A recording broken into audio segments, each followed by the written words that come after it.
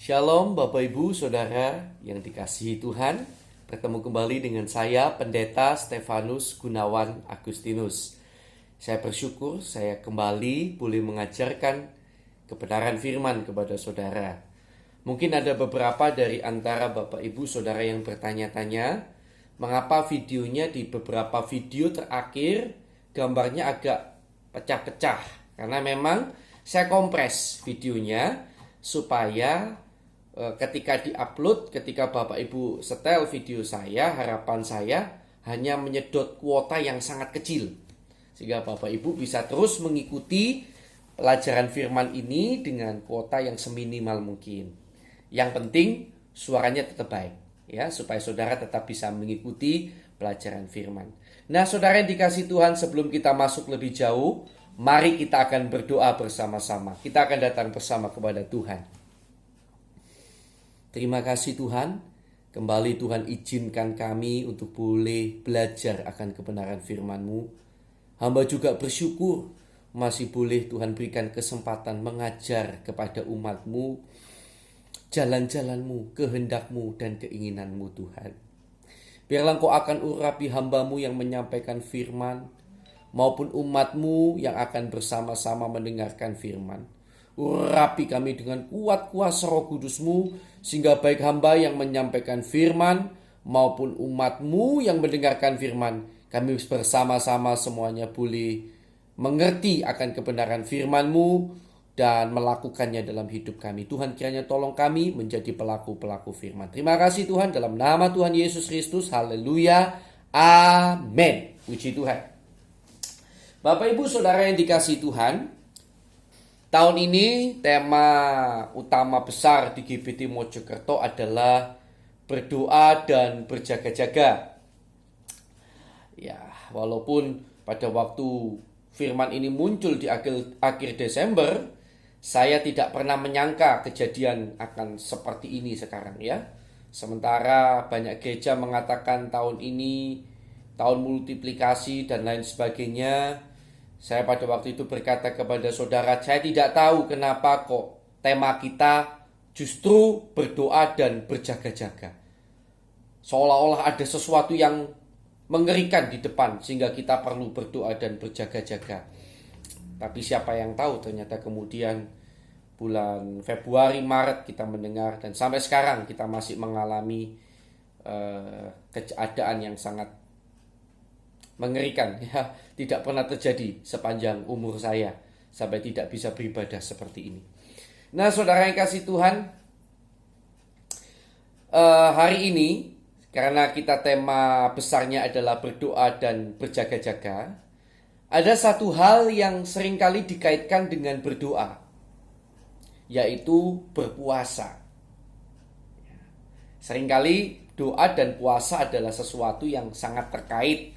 Bahkan mungkin Bapak Ibu Saudara sekalian ada yang pernah melakukan doa puasa karena mungkin ada sebuah permohonan yang sangat dirindukan untuk dikabulkan oleh Tuhan. Maka saudara, seringkali saya lihat banyak orang Kristen kemudian melakukan doa puasa.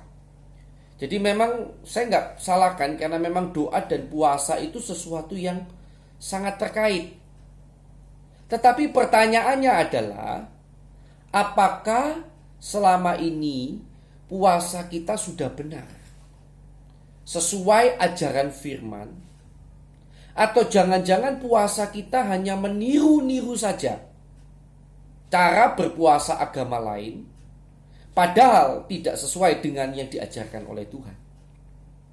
Kalau puasa kita meniru-niru agama lain tanpa kembali kepada firman, tanpa sesuai dengan yang dimau Tuhan, maka saya katakan puasa Bapak Ibu Saudara saya khawatir akan sia-sia.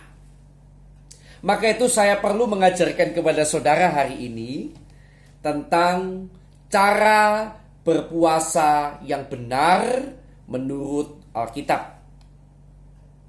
Ini penting banget, saudara perlu belajar. Siapa tahu di tengah krisis juga lagi ada yang perlu berdoa puasa. Ini akan menjadi berkat bagi saudara. Saya akan ajar hari ini kepada saudara tentang cara berpuasa yang benar menurut Alkitab, yang saya ambil dari Yesaya 58 ayat 1 sampai ayat yang ke-14. Kitab Yesaya pasal yang ke-58 ayat pertama sampai ayat yang ke-14. Mungkin banyak di antara Bapak Ibu Saudara yang belum pernah tahu ini, ya. Tapi saya akan ajarkan hari ini kepada saudara sekalian, dan mungkin yang sudah tahu pun, semoga lewat pelajaran hari ini saudara semakin mengerti bagaimana cara berpuasa yang diinginkan oleh Tuhan untuk kita kerjakan. Ya, puji Tuhan. Mari kita akan baca mulai ayat yang pertama lebih dulu. Serukanlah kuat-kuat, janganlah tahan-tahan. Nyaringkanlah suaramu bagaikan sangkakala. Beritahukanlah kepada umatku pelanggaran mereka, dan kepada kaum keturunan Yakub dosa mereka.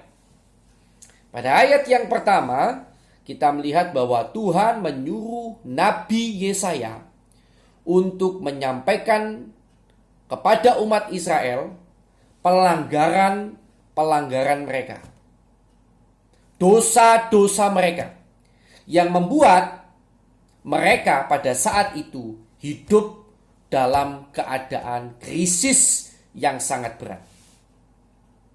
Nah, jadi krisis itu bisa dua. Masalah krisis apapun itu bisa dua penyebabnya. Yang pertama bisa karena kesalahan kita, atau mungkin karena kehendak Tuhan. Jadi tidak ada karena kesalahan kita, tapi memang hal itu harus terjadi karena Tuhan punya rencana tersendiri. Ya, jadi ada dua penyebab. Nah, dalam hal ini Nabi Yesaya disuruh Tuhan menyampaikan pada kaum Israel mengapa mereka dalam keadaan seperti ini. Apa sih dosa mereka? Padahal pada waktu itu posisi umat Israel, menurut umat Israel sendiri, mereka itu sudah beribadah dan mencari Tuhan. Nah, itu kita akan temukan di dalam ayat kedua sampai 3a. Coba kita akan lihat, ya. Memang setiap hari mereka mencari aku dan suka untuk mengenal segala jalanku. Seperti bangsa yang melakukan yang benar dan yang tidak meninggalkan hukum Allahnya, mereka menanyakan aku tentang hukum-hukum yang benar. Mereka suka mendekat menghadap Allah, tanyanya, mengapa kami berpuasa dan engkau tidak memperhatikannya juga? Mengapa kami merendahkan diri dan engkau tidak mengindahkannya juga? Ya, jadi menurut umat Israel secara pribadi, dan Tuhan sendiri akui, ya, bahwa umat Israel itu setiap hari mencari Tuhan, beribadah dan lain-lain. Tapi ternyata tanpa umat Israel tahu, mereka melakukan sebuah kesalahan yang besar tampaknya di mata Tuhan, yang menyebabkan mereka tidak ditolong-tolong oleh Tuhan, yang menyebabkan mereka dibiarkan Tuhan dalam keadaan yang terpuruk. Kemudian Tuhan mengutus Nabi untuk memberitakan supaya orang Israel tahu kesalahan mereka. Harapannya supaya bertobat tentu saja. Karena Tuhan itu baik. Seringkali saya menemukan bahwa secepatnya orang itu bertobat, secepat itu pula pertolongan Tuhan dinyatakan dalam hidup seseorang. Nah, kita akan lihat sekarang. Jadi tadi kita lihat, mengapa kami berpuasa dan engkau tidak memperhatikannya juga? Mengapa kami merendahkan diri dan engkau tidak mengindahkannya juga?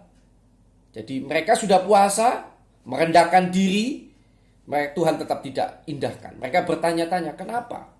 Padahal kami sudah dikatakan dalam Alkitab tidur dengan kain kain kafan atau kain yang ya seadanya lah, sampai menaburkan debu di atas kepala dan lain sebagainya, tanda berkabung. Tapi mengapa Tuhan gak perhatikan? Perhatikan ya jawaban Tuhan.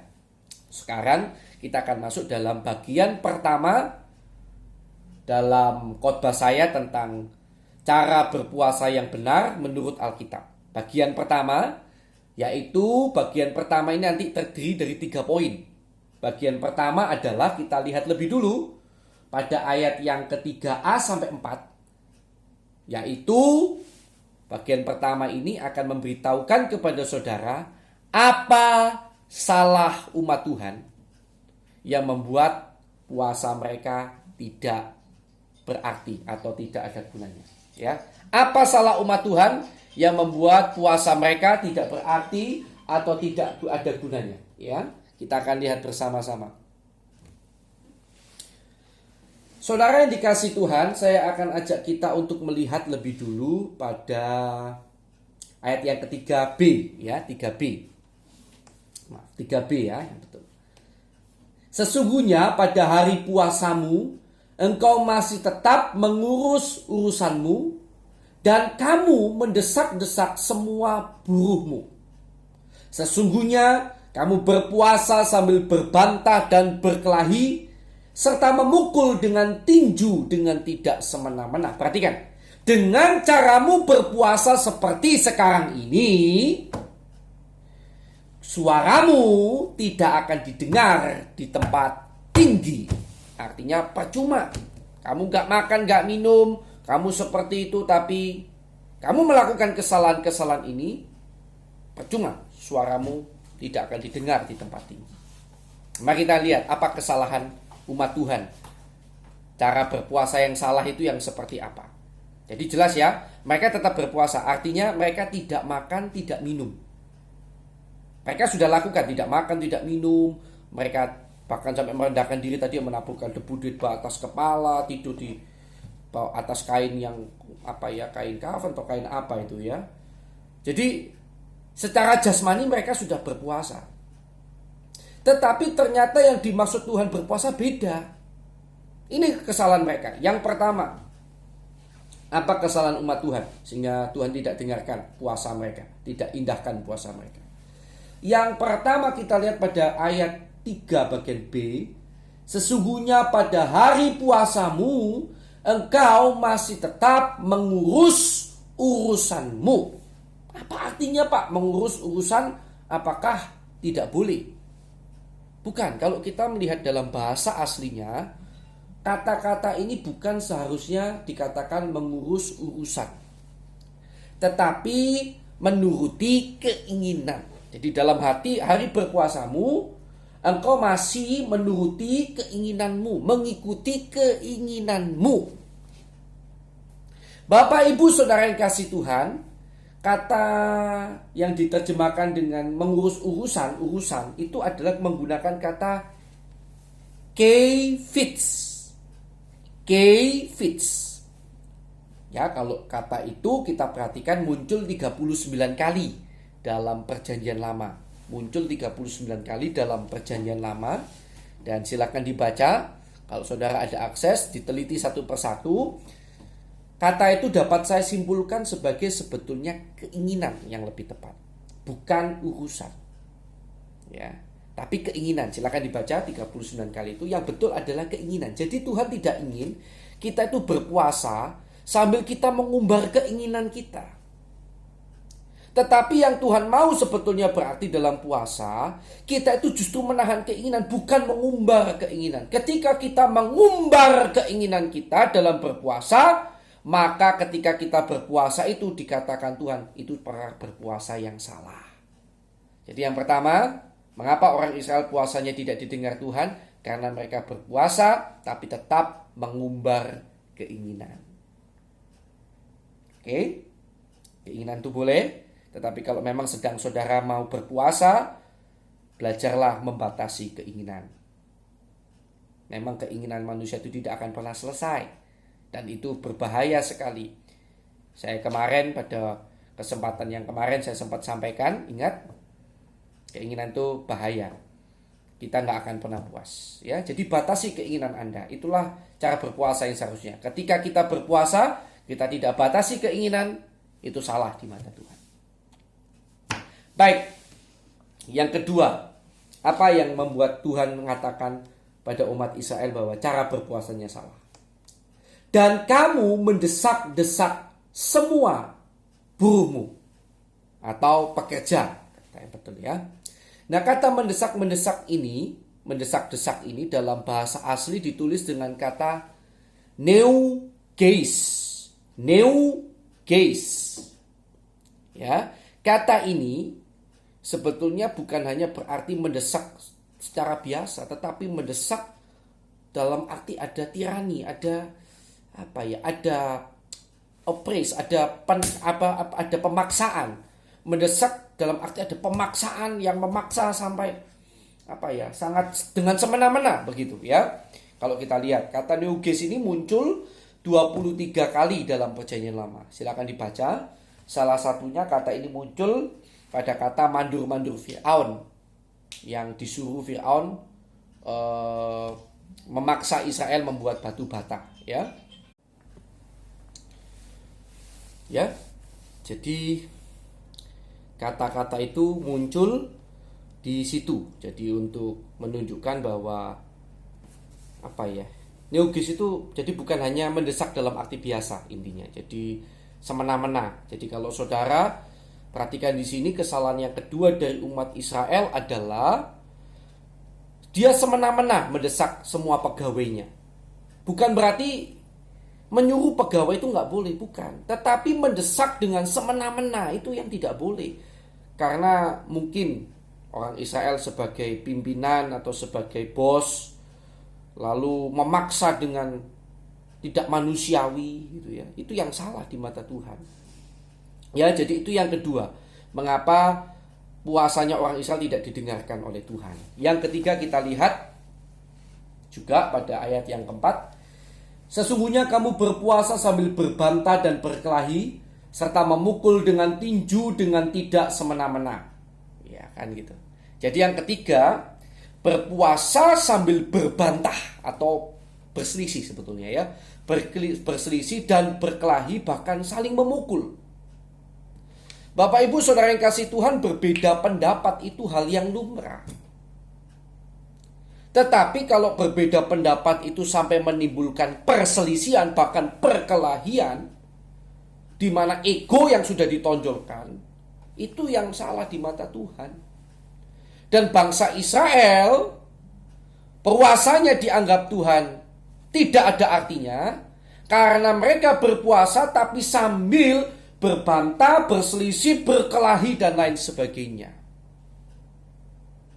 Jadi ada 3 hal kesalahan umat Israel, ya. Umat Israel salah di mata Tuhan karena ketika berpuasa menuruti keinginannya, ya, mau-maunya sendiri. Umat Israel ketika berpuasa dia semena-mena terhadap buruhnya, terhadap pekerjanya. Umat Israel yang ketiga ketika berpuasa mereka tetap berkelahi, berselisih pendapat, sampai berkelahi, sampai sampai memukul dan lain sebagainya, ego yang ditonjolkan. Intinya, mengapa orang Israel puasanya nggak didengar Tuhan? Gampangnya saja ya, karena mereka berpuasa sambil tetap berbuat jahat. Intinya saja.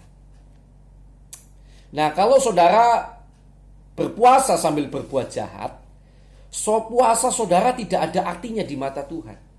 Tuhan tidak menganggap puasa Bapak Ibu Saudara sekalian. Karena itu jauhi dirimu dari perbuatan jahat selama hari berpuasa. Saya belum selesai sampai di sini ya. Itu poin yang pertama. Poin yang kedua, itu bagian yang pertama. Sekarang bagian yang kedua adalah pada ayat yang selanjutnya, yaitu pada ayat yang ke-5.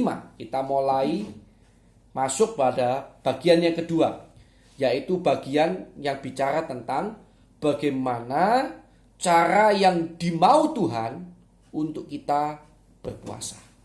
Bagaimana cara yang dimau Tuhan untuk kita berpuasa. Itu dicatat di dalam ayat yang ke-5 mulai. Saya akan bacakan bagi saudara. Sungguh-sungguh inikah berpuasa yang ku kehendaki, dan mengadakan hari merendahkan diri, jika engkau menundukkan kepala seperti gelagah, dan membentangkan kain karung dan abu sebagai lapik tidur. Coba perhatikan ya. Jadi secara jasmani mereka sudah oke, tapi di mata Tuhan bukan itu berpuasa yang ku kehendaki. Sungguh-sungguh itukah yang kau sebutkan berpuasa? Mengadakan hari yang berkenan pada Tuhan? Bukan. Ini langsung jelas. Bukan, kata Tuhan. Bukan seperti itu. Bagaimana? Berpuasa yang ku kehendaki ialah supaya engkau membuka belenggu-belenggu kelaliman dan melepaskan tali-tali kuk, supaya engkau memerdekakan orang yang teraniaya dan mematahkan setiap kuk, supaya engkau memecah-mecah rotimu bagi orang yang lapar dan membawa ke rumahmu orang miskin yang tak punya rumah. Dan apabila engkau melihat orang telanjang, supaya engkau memberi dia pakaian dan tidak menyembunyikan diri terhadap saudaramu sendiri. Nanti ayat ke-8 terusannya. Ini bagian kedua cukup sampai ayat yang ke-8 ya. Jadi bagaimana berpuasa yang Tuhan kehendaki? Ayat yang ke-6 intinya tidak berbuat semena-mena terhadap orang. Yang kedua, memecah-mecah roti bagi orang yang lapar dan membawa ke rumah orang miskin yang tidak punya rumah, kata Tuhan. Yang ketiga, memberi pakaian kepada orang yang telanjang dan tidak menyembunyikan diri terhadap saudara kita yang sedang memerlukan pertolongan. Tentu zaman sekarang aplikasi ayat ini berbeda. Pada waktu Tuhan bicara pada orang Israel pada waktu itu, kondisinya masih bisa membawa orang miskin yang tidak punya rumah ke dalam rumah dan lain sebagainya. Tentu zaman sekarang berbeda ya. Saya tahu kalau apalagi corona kita membagikan berkat sembako kepada orang saja, kita harus berhati-hati supaya tidak salah. Karena nanti kalau justru menyebabkan penyebaran virus corona dan lain sebagainya justru berbahaya ya. Tapi intinya saudara harus tangkap yang dimaksud Tuhan. Saudara harus tangkap yang dimau Tuhan. Intinya apa? Intinya pada waktu hari berpuasa, yang Tuhan mau adalah saudara dan saya berbuat kasih kepada sesama. Itu intinya.